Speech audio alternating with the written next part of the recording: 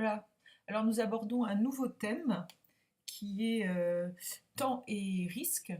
Et dans ce thème, il y a deux chapitres, alors nous en verrons qu'un seul. La prise en compte du temps modifie-t-elle la décision? Décider malgré les incertitudes liées au temps et anticiper pour faire face aux incertitudes liées au temps. Alors le dernier chapitre, c'est la recherche de l'amélioration de la performance comporte-t-elle des risques? Nous n'aurons pas le temps de le faire. C'est un chapitre qui concernait essentiellement l'identification des risques et comment on gère les risques avec un petit peu de probabilité. Donc ça, vous le verrez l'année prochaine. Donc on va se concentrer sur notre dernier chapitre de l'année, la prise en compte du temps modifie-t-elle la décision? Donc on va construire, vous voyez, des notions. On va essayer vous devrez être capable à la fin de ce chapitre de voir les différents temps qui sont caractéristiques d'une organisation. Vous allez voir aussi en quoi le temps est source d'incertitude, mais aussi en quoi il faut avoir une actualité, une pérennité des informations pour pouvoir prendre de bonnes décisions, donc à travers des outils comme la veille informationnelle, où on verra un nouvel outil qui s'appelle le rétro-planning, donc des outils de planification, vous voyez, et de gestion du temps. Et puis, vous verrez aussi deux autres outils de gestion qui sont le seuil de rentabilité et la démarche budgétaire. Le seuil de rentabilité, ça va vous permettre dans l'avenir de prévoir un chiffre d'affaires ou une date à partir de laquelle vous allez commencer à dégager des marges. Et la démarche budgétaire qui va vous permettre de budgéter votre budget de trésorerie, vos budgets d'achat, vos budgets de vente pour pouvoir piloter votre organisation. Et vous verrez donc le dernier point là, qui apparaît ici, l'actualisation des flux financiers.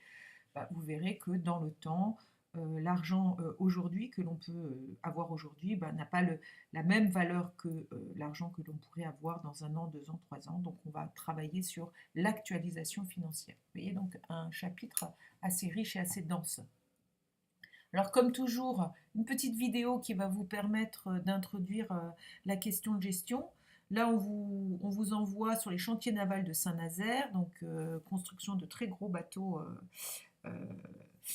pour des paquebots géants pour des clients. Vous devrez qualifier les perspectives de la société, donc elle s'appelle STX France, à l'horizon 2016 et 2018, c'est ce qui vous explique dans la vidéo, et les décisions qui sont prises en matière d'emploi. Donc vous verrez en quoi les prévisions sont plus ou moins positives et les décisions qui seront prises en matière d'emploi. Ça, c'est pour découvrir donc la question de gestion. Voilà. Ensuite, donc on va travailler sur ce chapitre sur une société prestataire de services qui organise des événements privés et professionnels. Voilà, elle s'appelle Insolitev et elle s'appuie sur des partenaires pour offrir des prestations. Donc il y a des personnes qui vont venir, qui vont vouloir organiser un événement. Eh bien, Insolitev va l'organiser pour eux. Alors ça peut aller d'une journée à une semaine, plusieurs semaines. Et l'agence Insolitev va négocier auprès de différents partenaires pour offrir une solution globale. Voilà. Pour se rémunérer, elle honorera ses clients 10% du budget total de l'événement. Voilà, directement.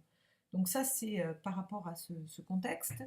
On va vous donner donc la fiche d'identité de cette agence événementielle avec son capital, ses associés, son siège social, son chiffre d'affaires, ses activités.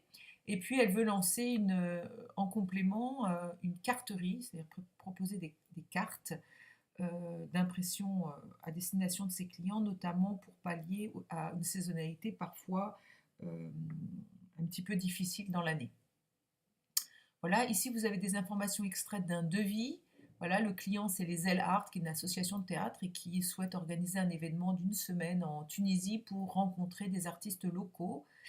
Donc Insolitev lui a organisé donc sa semaine, 13 600 € de prestations auprès des partenaires.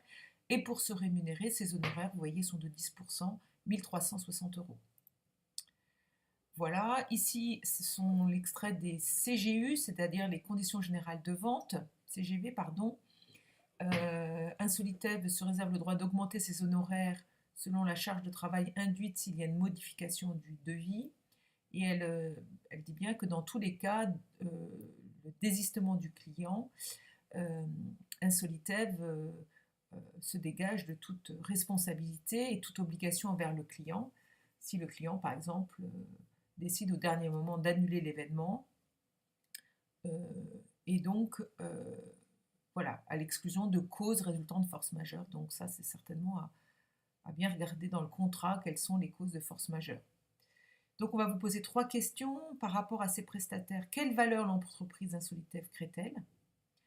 Deuxième question, que risque Insolitev durant le temps qui s'écoule entre l'acceptation d'un devis et la réalisation des services? Et troisième question, elle envisage de lancer une activité de carterie.